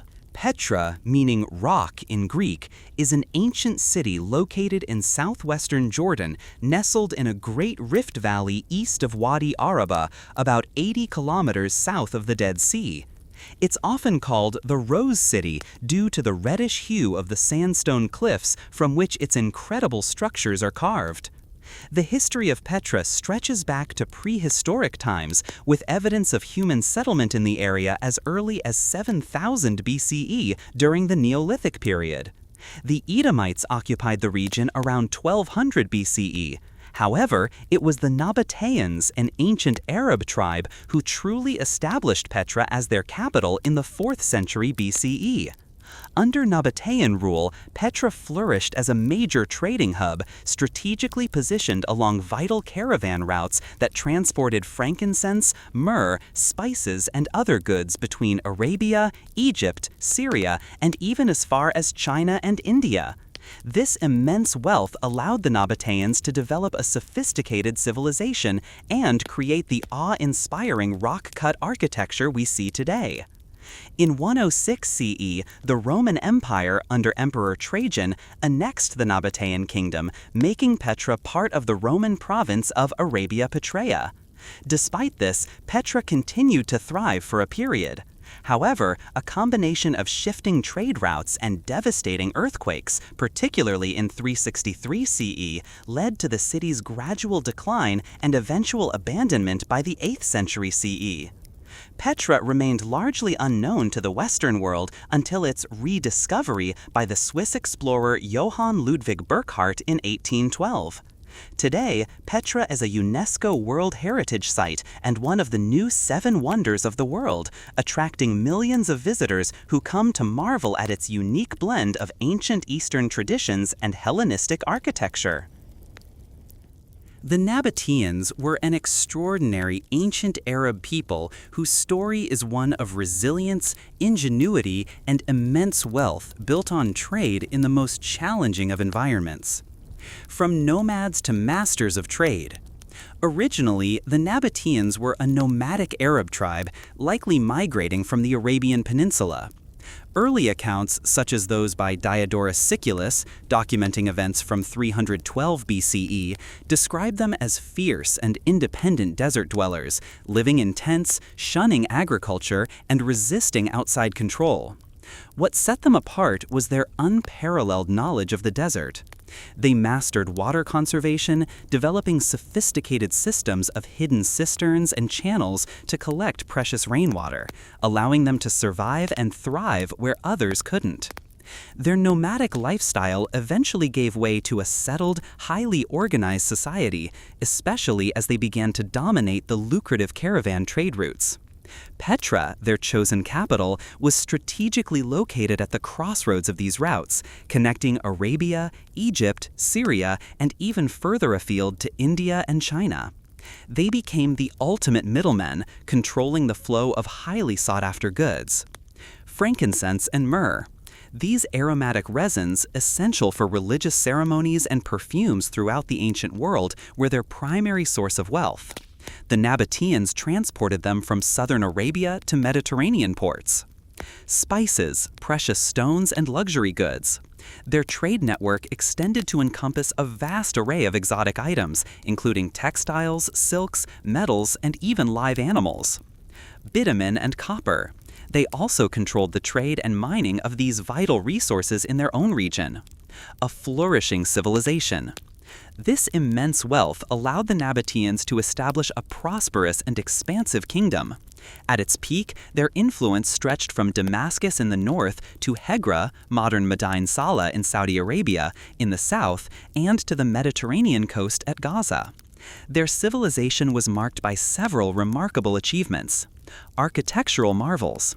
Their most iconic legacy is the breathtaking rock-cut architecture of Petra. They didn't just build, they sculpted entire facades, tombs, and temples directly into the sandstone cliffs.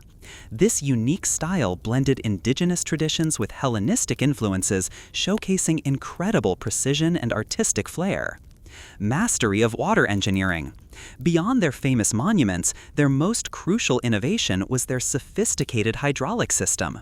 They engineered dams, cisterns, rock-carved channels, and ceramic pipes to collect, store, and transport water across vast distances, sustaining a population that may have reached 20 to 30,000 in Petra alone in an incredibly arid region. Aramaic language and writing.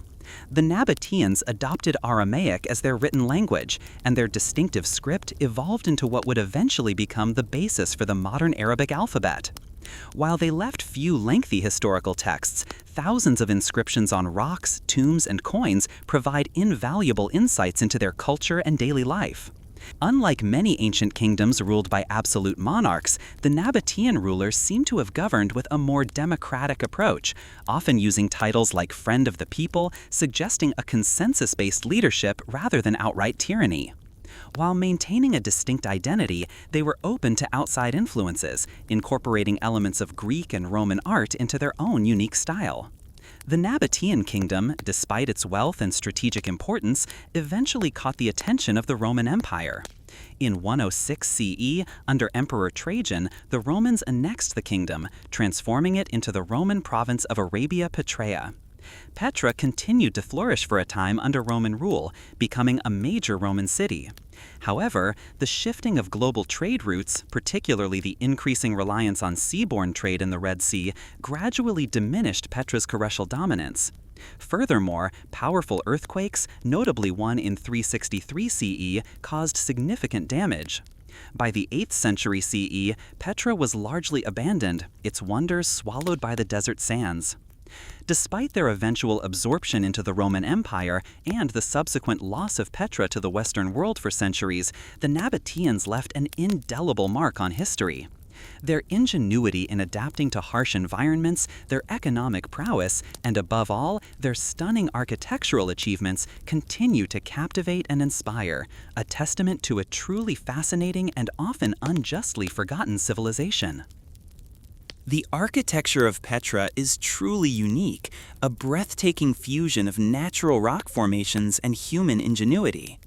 What sets it apart is that many of its most iconic structures are not built from the ground up, but are meticulously carved directly into the vibrant sandstone cliffs. This rock-cut or hewn architecture is a testament to the Nabateans' exceptional engineering skills, artistic vision, and intimate understanding of their environment. Here are the key aspects that make Petra's architecture so distinctive. Rock-cut mastery. The Nabateans didn't just carve simple facades, they sculpted monumental structures with intricate details, often several stories high, into the living rock. This required precise planning, an understanding of geology, and immense labor. They hollowed out vast interiors for tombs, temples, and residential spaces, demonstrating an almost sculptural approach to construction. Hellenistic and Roman influences with a Nabatean twist.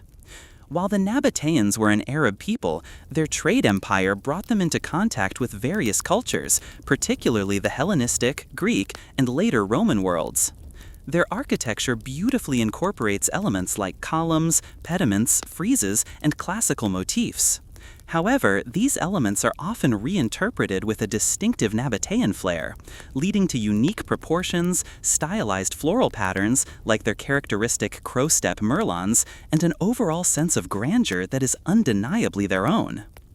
The buildings are not merely placed in the landscape, they are part of it. The natural contours, colors, and even imperfections of the sandstone were often incorporated into the design, making the structures feel organically grown from the cliffs rather than imposed upon them. The ever-changing light plays dramatically on the rose-red rock, giving the monuments a dynamic and ethereal quality throughout the day. Though not strictly architectural facades, the sophisticated water collection and distribution systems, channels, cisterns, dams, ceramic pipes, are an integral part of Petra's overall built environment. These engineering marvels allowed the city to thrive in an arid region and are as impressive in their own way as the carved facades. The treasury, Al-Khazneh. Perhaps the most famous and recognizable monument in Petra, the treasury greets visitors at the end of the dramatic, narrow gorge known as the Sick. Its sudden appearance as you emerge from the darkness is an unforgettable experience. Architecture. Carved out of a single piece of sandstone, the treasury is a stunning example of Hellenistic architecture adapted by the Nabateans. Its facade is approximately 40 meters, 130 feet, high and 25 meters, 82 feet wide. 2 tiers of elegant Corinthian columns adorn the facade, creating a sense of classical grandeur. The facade is richly decorated with friezes and figures, though much of the detail has eroded over time. These include mythological figures like Amazons and Victories, as well as eagles, representing the Nabatean god Dushara. The upper section features a broken pediment, a common Hellenistic architectural device, with a central tholos, a circular structure with a conical roof that is particularly distinctive. At the very top, a giant funerary urn, riddled with bullet holes from Bedouins who believed it contained gold, gives the structure its popular name, the treasury. While its exact purpose is debated, it is widely believed to have been a tomb for a prominent Nabatean king, possibly Aretas IV, given its prominent location and elaborate decoration. In stark contrast to the elaborate exterior, the interior is surprisingly plain, consisting of a simple, large chamber with smaller side chambers, reflecting its likely funerary or ceremonial function rather than a residential one. The monastery, Adir. Perched high in the mountains above Petra, the monastery requires a challenging uphill hike of about an hour from the main city area. Its remote location adds to its mystique. Even larger than the treasury, the monastery measures approximately 47 meters, 154 feet, wide and 48 meters, 157 feet high. Like the treasury, it is entirely carved from the rock. Key features: simpler but grand scale. While its decoration is less ornate than the treasury, its sheer size and imposing presence are overwhelming. It shares stylistic similarities with the treasury, including a broken pediment and a central tholos topped with an urn. It features 4 massive unadorned columns that give it a powerful and austere appearance.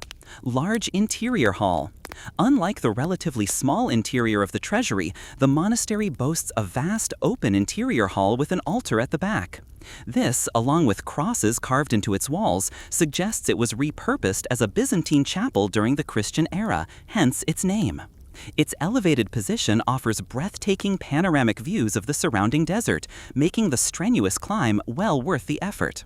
It was likely a significant religious site for the Nabateans before its Christian conversion. Together, the treasury and the monastery, along with the numerous other tombs, houses, and ceremonial structures, showcase the Nabateans' unparalleled ability to transform the natural environment into a monumental, enduring testament to their sophisticated civilization. Imagine stepping off the sun-baked earth, leaving behind the open, desolate landscape of the Jordanian desert. You're immediately drawn into the mouth of the Sick, and the world around you transforms. At first, it's a wide, almost welcoming pathway, but soon, the sandstone cliffs begin to press in. They rise on either side, not just tall, but seemingly impossibly so, dwarfing you to a mere speck. The rock faces, smooth and worn by millennia of wind and water, shimmer with an almost liquid quality, their colors shifting through an incredible palette of deep ochres, fiery reds, and soft, dusty pinks. You might reach out and run a hand over the cool, rough surface, feeling the ancient layers. The sky above narrows to a ribbon of brilliant blue, sometimes barely a sliver, like a jagged crack in the ceiling of the world. The sunlight filters down in dramatic shafts, illuminating patches of rock face, making them glow, while other sections remain in cool, deep shadow, creating a dynamic play of light and dark. The air grows noticeably cooler, and a quiet hush descends, muffling the sounds of the outside world. As you walk deeper, the Sick twists and turns, each bend revealing a new, captivating vista.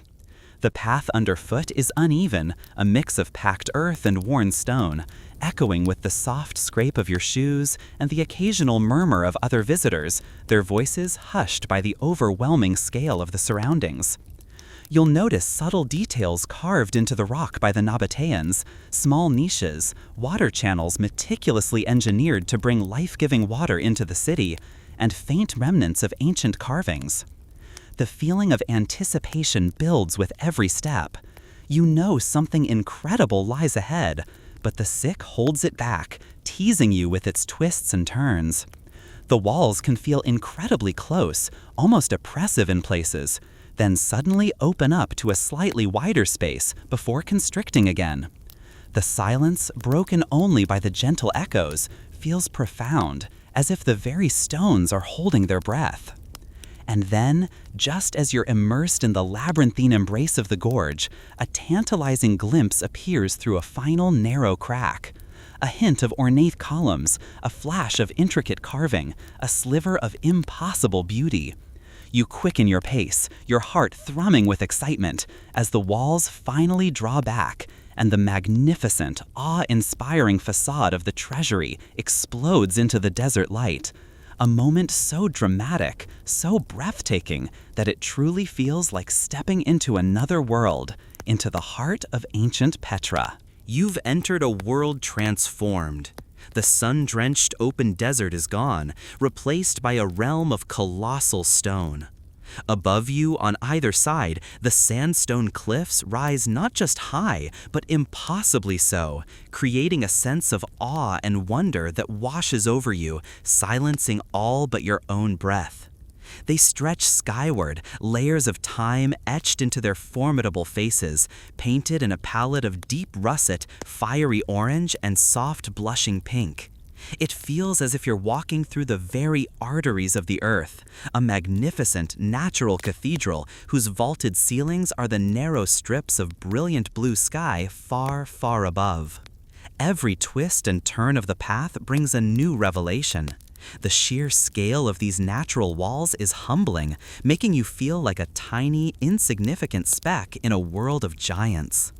Yet there's also an undeniable feeling of profound beauty, a serenity that comes from being so utterly surrounded by such ancient, majestic power. The air, cooler here in the embrace of the rock, carries a faint, earthy scent, and the light, filtered and diffused, casts dramatic shadows that dance and shift, making the very stone seem alive. This isn't just a place, it's an experience that awakens something primal within you, inviting you to marvel at the raw artistry of nature and the incredible ingenuity of those who dared to carve their legacy into its heart. As you walk, the grandeur of the cliffs isn't the only thing that envelops you. A profound stillness settles, punctuated by the soft scrape of your shoes on the ancient path. But if you listen closely, truly listen beyond the immediate sounds, you can hear the echoes of the past, whispering stories of ancient times. It's not a literal sound, perhaps, but a deep, resonant feeling.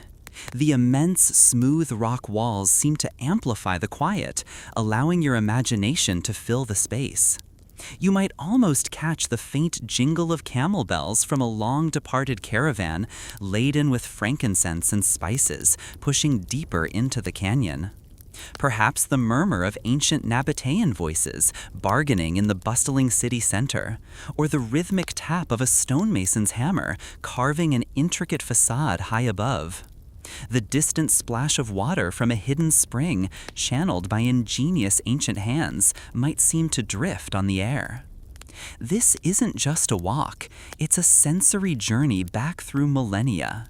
The very air feels steeped in history, carrying the silent weight of countless footsteps, countless lives lived, countless stories unfolding within these very walls. It's as if the spirit of the lost city itself is breathing around you, inviting you to connect with a time when this canyon was a vibrant artery of trade and culture, teeming with life. Imagine the treasury as the sun begins its slow descent, painting the western sky in hues of fiery orange and soft violet. The harsh midday glare softens, and a magical transformation begins to unfold before your eyes. As the sun dips lower, the already vibrant rose-red sandstone of the treasury is slowly bathed in a breathtaking golden light. The warm rays strike its intricate facade at an angle, making every carved detail, every column, every frieze stand out in sharp relief. The natural striations and textures of the rock seem to ignite, deepening the reds, enhancing the ochres, and adding a rich, almost molten quality to the stone. Shadows lengthen and deepen within the recessed doorways and beneath the ornate pediment, creating a dramatic contrast that accentuates the monument's three-dimensional grandeur. The air around it feels softer, more serene, imbued with a quiet reverence. The iconic urn at its very peak seems to catch the last pure rays, gleaming like a beacon. In this golden hour, the treasury doesn't just stand, it seems to glow from within, radiating an ancient warmth. It's a moment of profound beauty and tranquility, where the genius of the Nabateans, carved into the very earth, feels most alive, whispering tales of glory under the benevolent gaze of the setting sun. It's a view that etches itself into your memory, a truly unforgettable highlight of Petra's timeless majesty. Beyond the breathtaking visuals, close your eyes for a moment and let your other senses take over. Let the calming sounds of the desert wind and the faint, persistent trickle of water create a serene atmosphere that wraps around you.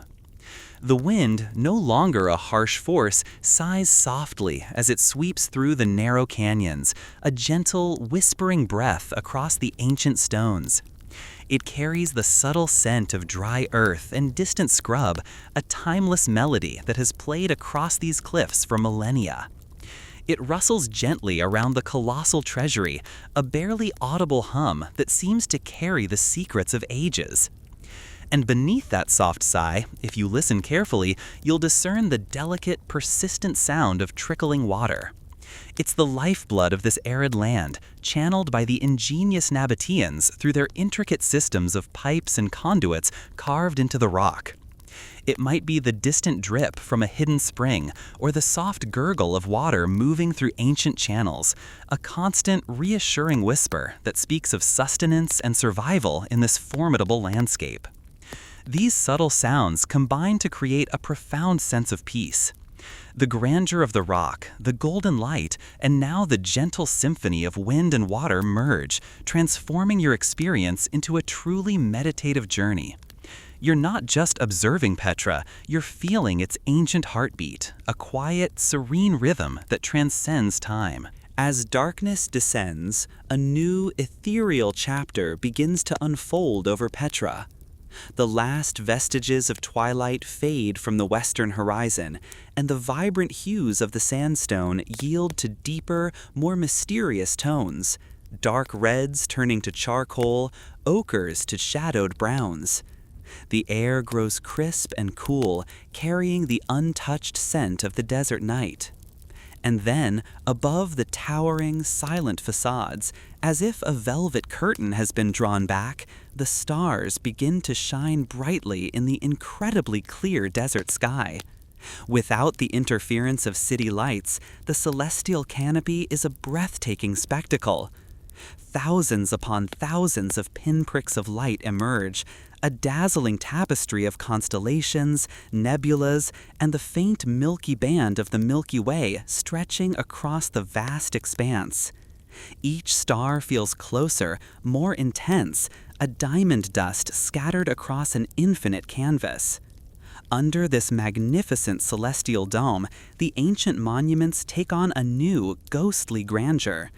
The treasury and other carved structures, no longer illuminated by the sun, stand as colossal silhouettes against the star-dusted sky. Their intricate details are softened, becoming mysterious outlines that hint at their daytime splendor. The silence deepens, broken only by the whispers of the wind, amplifying the feeling of profound history and the timeless connection between this ancient city and the universe above it. It's a moment of pure, unadulterated awe, where you feel truly connected to the echoes of the past and the infinite possibilities of the cosmos. As the last glimmer of the stars becomes a silent, brilliant backdrop, a new light begins to softly emerge, not from the sun, but from above. Imagine the ancient city lit by the ethereal glow of the moonlight, transforming Petra into a truly magical and mystical scene. The sandstone cliffs, which were fiery red by day and silhouetted by starlight, now take on a haunting silvery luminescence. The moonlight, soft and diffused, washes over the monumental facades of the treasury and other hidden tombs, giving them an almost ghostly glow. Details that were sharp in the sun now soften, creating deep, velvety shadows that play across the intricate carvings, making them appear to shift and breathe with an ancient life. The sick, previously a shadowed passage, becomes a tunnel of whispered secrets under the moon's cool embrace. Every curve and crevice seems to hold a deeper mystery. The air is still and profound, broken only by the occasional gentle sigh of the desert wind. In this silvery light, the scale of Petra feels even more immense, more awe-inspiring. The absence of color and the dominance of light and shadow turn the entire city into a living sculpture, a monochrome dreamscape where the past feels incredibly close, almost tangible. It's a moment suspended in time, where the legends of the Nabateans feel not just like history, but like an active, mystical presence, alive under the watchful eye of the moon. As the magical moonlight bathes the ancient city in its soft glow, and the celestial tapestry of stars continues its silent dance above, the deep sense of peace that has settled upon Petra now extends to you. The echoes of history, the grandeur of the carved cliffs, the ethereal beauty of the night, all slowly begin to recede, leaving behind a profound tranquility. Let the whispers of the wind, now a gentle lullabying sigh through the canyons, and the soft, almost imperceptible sounds of the desert carry you away into a peaceful sleep. The coolness of the night air embraces you, a comforting blanket. The subtle rustle of distant sand, the faint rhythmic chirping of an unseen desert creature, or the barely audible trickle of ancient water channels, these become the soothing soundtrack to your slumber. Every sense softens, every thought drifts away. The vastness of the desert night, the timeless silence of the hidden city, all conspire to invite a deep and restorative rest. You are a part of this ancient landscape, cradled by its serene majesty, drifting into dreams filled with the rose-red glow of dawn, the ingenuity of ancient peoples, and the profound beauty of a world steeped in history. Good night. So, you've journeyed with us in your imagination through the awe-inspiring sick, witnessed the golden glow of the treasury, felt the serene whisper of the desert wind, and gazed upon Petra under a blanket of starlight and moonlight. But let me tell you, while words and videos can paint a picture, nothing, absolutely nothing, compares to experiencing the magic of Petra for yourself. To stand dwarfed by those colossal cliffs, to trace the ancient carvings with your own eyes, to feel the cool stone beneath your fingertips, and to truly let the profound silence and history wash over you. This isn't just a sight to see, it's a world to step into. If you've ever dreamed of walking through history, of discovering ancient wonders, or simply finding a place of unparalleled beauty and tranquility, then make it your mission to visit Petra someday. It's an adventure that will stay with you long after you've left its rose-red embrace. Start planning your journey. The lost city is waiting to reveal its secrets to you, in person. As you close your eyes now, after this journey through the heart of Petra, take a moment, breathe deeply, slowly, letting the incredible calmness of this ancient city wash over you. Imagine the cool, clean desert air filling your lungs, carrying the faint, soothing scent of stone and open spaces. Feel the echoes of the quiet sick, the gentle embrace of the moonlit cliffs, the soft, timeless whispers of the wind. Let any lingering thoughts or worries dissolve with each slow exhale. This profound peace, the serenity of Petra, is yours to carry. Allow that tranquility to settle deep within you, guiding you gently, effortlessly, as you drift off into a truly peaceful sleep. Sweet dreams, infused with the timeless magic of the Rose City. In 1527, Alvar Nunez Cabeza de Vaca, a Spanish nobleman and experienced soldier, joined an ambitious expedition led by Panfilo de Narvaez. Their mission was to explore and claim vast new lands for Spain along the Gulf Coast of North America. They set sail from Spain with around 600 men and 5 ships, carrying dreams of gold, glory, and conquest. The journey began with high hopes, but trouble started almost immediately. Storms battered the fleet, scattering ships and forcing them to seek shelter in the Caribbean before pressing onward. Disease and hunger began to weaken the crew even before they reached Florida. By the time the expedition finally landed near Tampa Bay in 1528, they had already lost time, supplies, and several men. On land, they encountered dense swamps, relentless mosquitoes, and a humid climate that sapped their strength. Relations with the indigenous peoples quickly turned hostile, partly because of the Spanish demands for food and resources. The local terrain offered little in the way of easy hunting or farming, and soon hunger began to bite. Instead of retreating to the safety of their ships, Narvaez made a fateful decision: to march inland in search of riches. Cabeza de Vaca, though skeptical, followed his orders. The men trudged for weeks through marshes and rivers, their armor rusting and their clothes in tatters. Supplies dwindled to almost nothing, and what little food they found, wild plants, roots, and occasional game, was never enough for hundreds of starving men. By the time they staggered back to the coast, exhausted and demoralized, they found that their ships were gone, separated by the tides and storms. With no way home and surrounded by an unfamiliar and hostile land, the expedition's hope for conquest was quickly turning into a desperate struggle for survival. With their ships gone and no clear way back to safety, Alvar Nunez Cabeza de Vaca and the surviving members of the Narvaez expedition faced a grim choice: stay on the Florida coast and likely starve, or try to reach Spanish settlements in Mexico by sea. Lacking real ships, they began building crude rafts from timber, palm fiber, and anything they could scavenge. It took weeks of exhausting labor under the burning sun and constant threat from hostile tribes.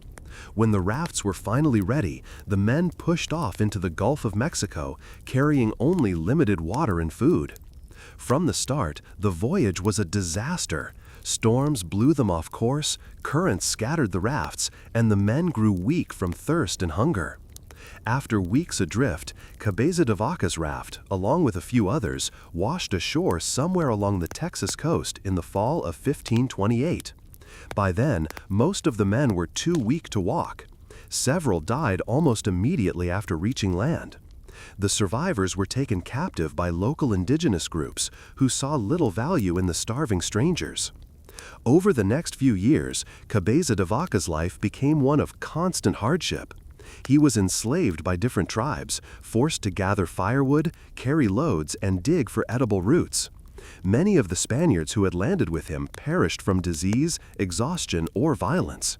He endured freezing winters without shelter, survived on meager scraps, and learned the hard lessons of life far from his homeland. It was during this period that Cabeza de Vaca began to adapt. He learned native languages, studied local customs, and slowly earned a place as a trader, moving between tribes with goods such as shells, hides, and medicinal herbs. Though still a captive, he gained more freedom of movement and began to understand that survival here would not come from force of arms, but from learning and adaptation. After years of hardship and forced labor, Alvar Nunez Cabeza de Vaca saw a chance for escape. In 1534, along with 3 other survivors, Andres Dorantes, Alonso del Castillo, and an African slave named Estebanico, he fled captivity. They had no maps, no weapons, and no supplies beyond what they could carry. Their only hope was to head west, toward the vague promise of Spanish settlements somewhere beyond the endless plains and deserts. The journey took them across what is now Texas, northern Mexico, and the American Southwest.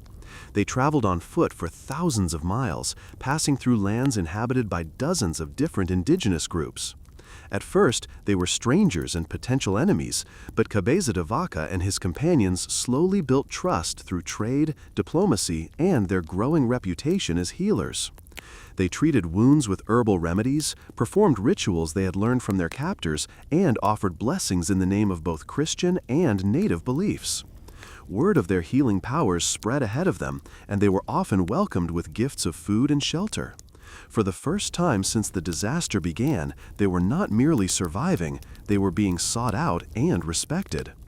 Yet the journey was still grueling.